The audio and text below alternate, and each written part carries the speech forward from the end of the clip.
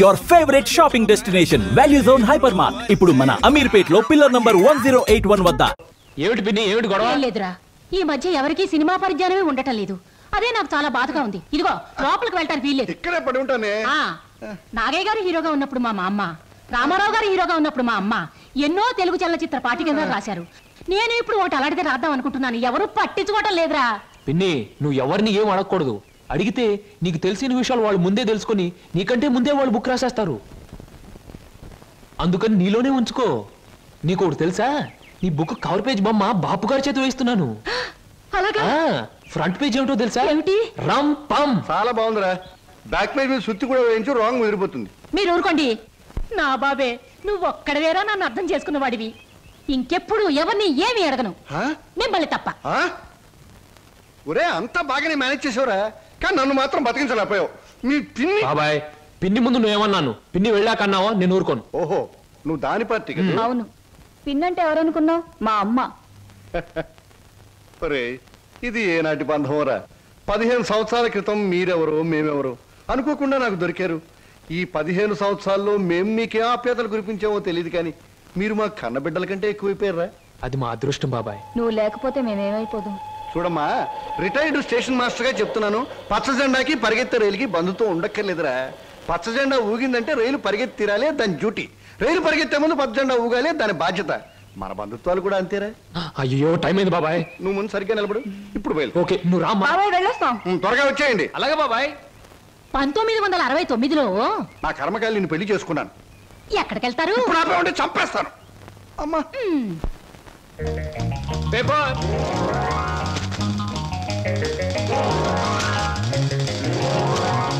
పంతులు గారు, పేపరు. అమ్మయ్యా.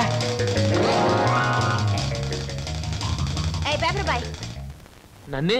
అవును, నిన్నే. నా పేరు పేపర్ బాయ్ కాదండి, వీర వెంకట విజయ శ్రీనివాస్ వరప్రసాద్. పూర్తిగా పిలవలేని కొంతమంది బద్దకస్తులు శ్రీనివాస్ అంటారు. ముచ్చటగా ముద్దుగా పిలవాలనుకున్న వారు సీను అంటారు. సుబ్బమ్మ గారు. నా పేరు సుబ్బమ్మ కాదు, లలిత. ఓహో, మరి మిమ్మల్ని ముద్దుగా విని పిలుస్తారు లల్లి అనా? పిల్లి అని. నీకెందుకు? పేరు లలితంగా ఉంది, పర్సనాలిటీ లలిత లావణ్యంగా ఉంది. ఏమిటి వెటకారంగా ఉందా? అసలు పేపర్ అలా రాయిస్తున్నట్టు విసడం ఏమిటి? చేతికి వచ్చుగా. ఇవ్వచ్చు అనుకోండి, ప్రతి వాళ్ళ చేతికి ఇస్తూ పోతే కొంతమందికి వాళ్ళ ఉదయం పేపర్ రేపు సాయంత్రానికి, రేపు సాయంత్రం పేపర్ ఎల్లుండి దానికి అందుతుంది. అందుకని కొన్ని విసరాలి, కొన్ని ఎగరేయాలి, కొన్ని చేతికి ఇవ్వాలి. నేను ఎంత గట్టిగా విసిరినా పడే వాళ్ళ చేతిలో అది పువ్వులా పడటం మన టాలెంట్. చాలండి, మీరు వెళ్ళొచ్చు. చూడండి, ఆ పేపర్ లో పేజ్ నంబర్ 4 కాలం నంబర్ 3లో ఆడవాళ్ళకు పనికొచ్చే ఉద్యోగాల ప్రకటన ఉంది. నేను ఉద్యోగం కోసం ప్రయత్నిస్తున్నట్టు ఇతనికి ఎలా తెలుసు?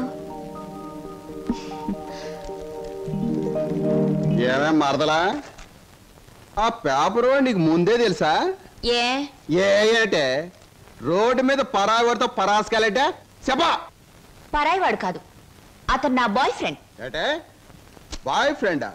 చెట్టంత బావగారిని, నీ ఎక్కకు మొగుణ్ణి, నేనుండగా ఆడేవాడే బాయ్ ఫ్రెండ్. బాయ్ ఫ్రెండ్ అయినా, మ్యాన్ ఫ్రెండ్ అయినా, ఫ్రెండ్ ఫ్రెండ్ అయినా అని నేనే. ఇదిగో, రోజు రోజుకి నువ్వు హద్దు మీరుతున్నావు, జాగ్రత్త. ఆహా, నన్ను జాగ్రత్త అన్నది గొప్పదాని అయిపోయావా? చూడవే, నీ చెల్లెలు నన్నే పట్టుపట్లాడించేస్తుంది. మంచి గొడ్డుకో దెబ్బ, మంచి మనిషికో మాట అన్నారు. మాటతో మారటానికి నువ్వు మనిషివి కాదు, 4 బాదడానికి గొడ్డువి కాదు. విన్నావటి నీ చెల్లెలే ఉంటుందో? నీ మనిషిని కాదట, పశువుని కాదట.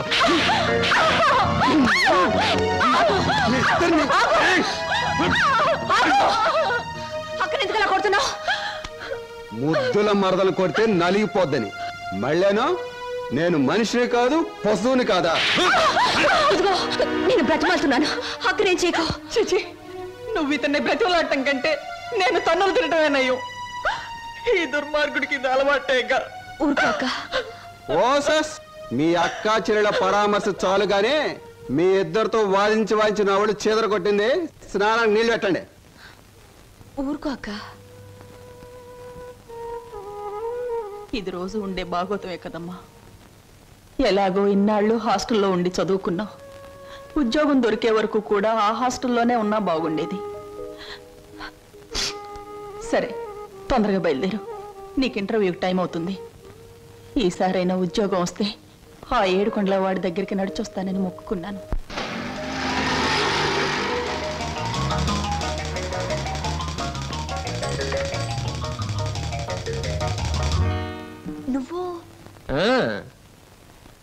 పేపర్ బాయ్ కదూ, మరి ఆటో?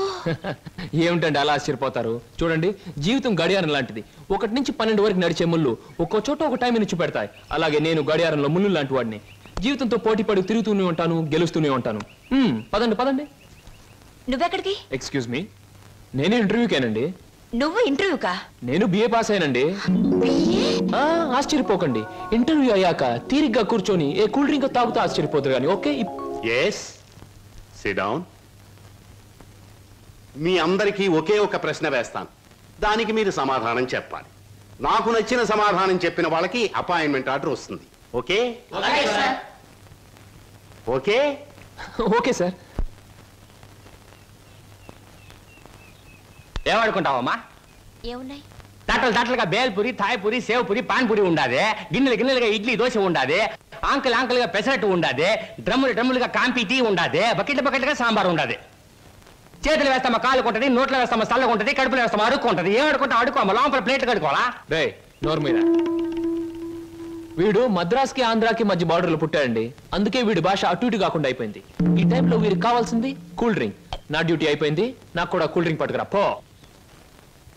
కస్టమర్స్ కి ఎప్పుడు ఏం కావాలో ఎలా కావాలో తెలుసుకుని అడగకుండానే సర్వ్ చేయడం కూడా మన ఎక్స్ట్రా టాలెంట్. వేడికి నేను నిరుద్యోగులు కావాల్సింది కూల్ డ్రింక్. తీసుకోండి. మీరు గడియారం? ఏమిటండి నువ్వులో నుంచి మీరులోకి జంప్ చేశారు? నా గడియారంలో ఈ ముళ్ళు ఇక్కడ సర్వర్ గా పార్ట్ టైం జాబ్. చెప్పండి. ఏం చెప్పమంటారు? పోనీ నన్ను చెప్పమంటారా? చెప్పండి.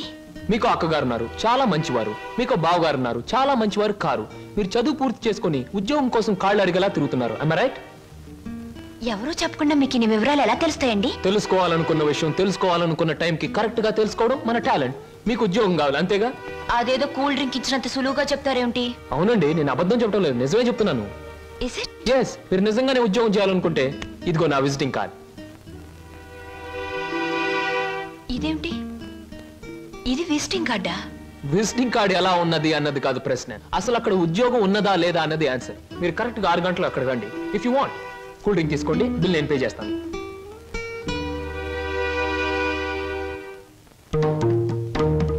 నమస్తే. ముందు నా సేవకులకు నమస్కరించిన తరువాతే దేవుడికి నమస్కరిస్తా. మీ పనులు మీరు చేసుకోండి.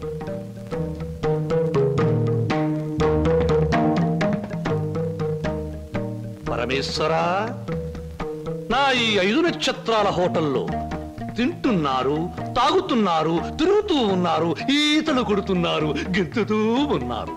ఇది నా తప్పు కాదు. మనిషి కర్మకి, మానవ నాగరికతకి, నా వ్యాపారానికి సంబంధించింది. మనిషి పెరుగుతున్నాడు, మాట పెరుగుతుంది, కోరికలు పెరుగుతున్నాయి, సోకులు పెరుగుతున్నాయి. పెళ్లి కాకుండానే అమ్మాయిలకు డోకులు పెరుగుతున్నాయి. పెరిగే దాంతో పెరగటం, అందని వాటిని అందుకోవటం నాకు విస్కీతో పెట్టిన విద్య. పరమేశ్వర, ఇదంతా నీ ఒక్కడితో ఎందుకు చెబుతున్నారో తెలుసా? నీకు మాటలు రావు కనుక. శంభో శంకర.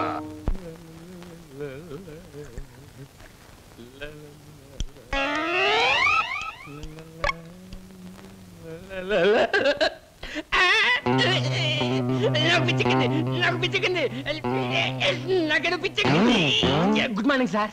ఏమిట్రా తల పిక్కుంటున్నావు? పేలుగాని పట్టాయా లేక దేంగాని పట్టి? లేదు సార్, గ్లాస్ లో పోసిన విస్కీ మాయమైపోతుంది సార్. ఏదైనా మందు పిచ్చి పట్టిన దయ్యం ఎవరికీ కనిపించకుండా రహస్యంగా తాగేస్తున్నామోనని నాకు అనుమానంగా ఉంది సార్. దెయ్యం మందు నువ్వే తాగేస్తున్నావేమో? అయ్యో బాబోయ్, నేను తాగలేదు సార్. మా అమ్మాయి తట్టు మా నాన్న మీద. ఆగు ఆగు ఆగు, నా కళ్ళ ముందు పోయి చూస్తా.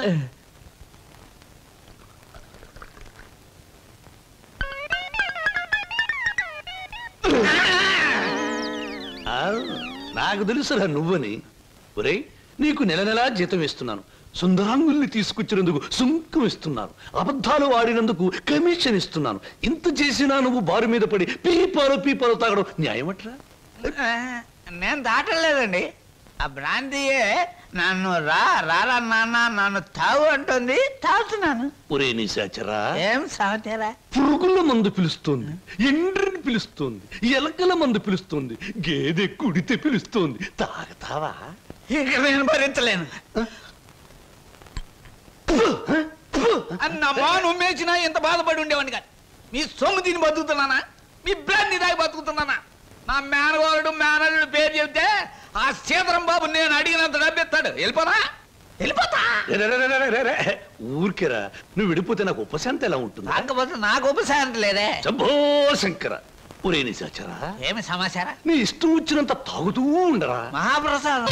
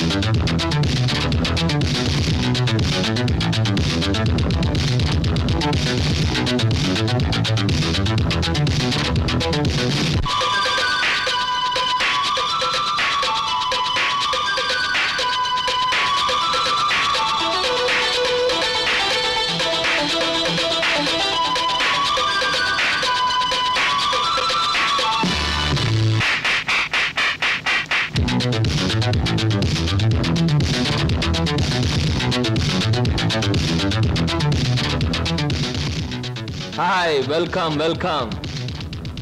ఏమిటి డాన్సులు గెంతులను చూస్తున్నారా? మేమంతా సరదా కోసం ఈ డాన్స్ చేయట్లేదండి.